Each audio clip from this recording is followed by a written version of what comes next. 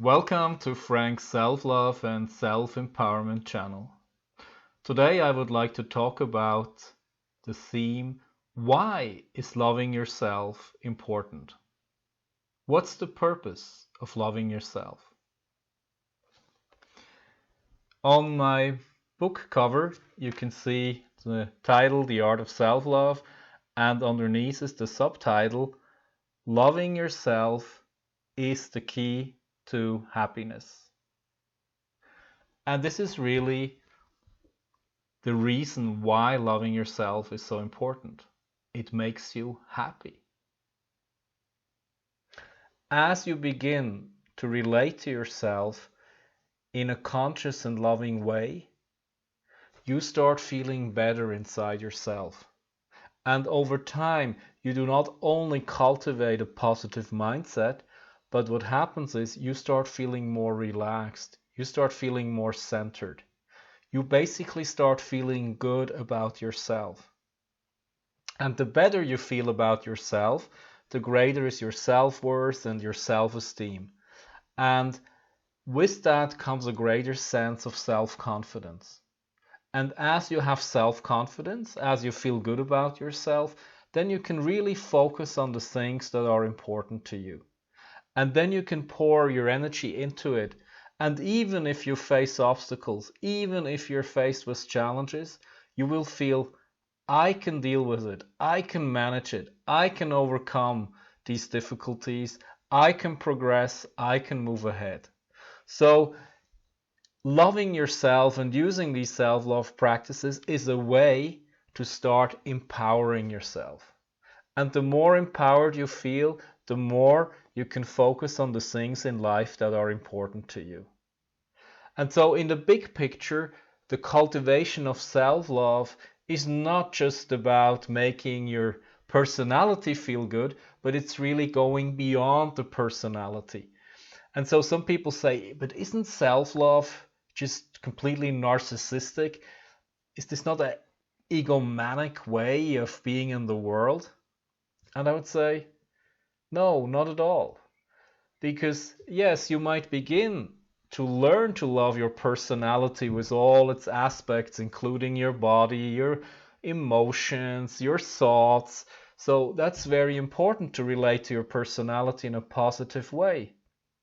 But then at some point, you actually go beyond the personality by realizing that you're not just learning to love your identity, your sense of I-ness, but what you really learn is to relate to all aspects of what it means to be a human being.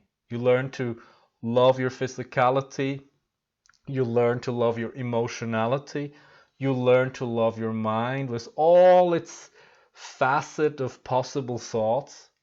And as you do that, you realize that other people are just more or less the same. Yes, everybody's a little bit different, but we all have a physical body. We all have an emotional body. We all have a mind. We all have work. We all have friends.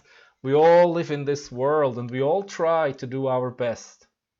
And as you learn to love all these aspects within yourself, internally and externally, you're also capable to relate to others in a more conscious and loving way.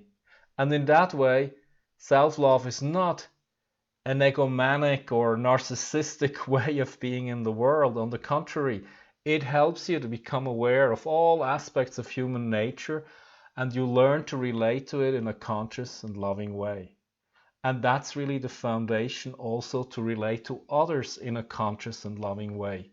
And in that way, as you become more loving, more conscious in the way you relate to yourself, you can do the very same with others.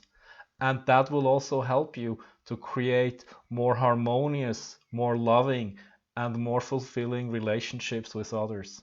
And that's another important aspect which can bring happiness, contentment, and satisfaction into your own life. And it's something very beautiful to know that your way of being, your way of relating, is actually supporting others to feel more loved, more appreciated, and this again makes them feel better. So The purpose of cultivating self-love is really to increase your sense of well-being, your sense of harmony, and essentially your sense of happiness in your own life. I hope this video has inspired you to look more deeply into the importance of loving yourself, and that you understand more deeply that loving yourself, that cultivating the art of self-love is really also the path of gaining greater happiness in your own life, externally and internally.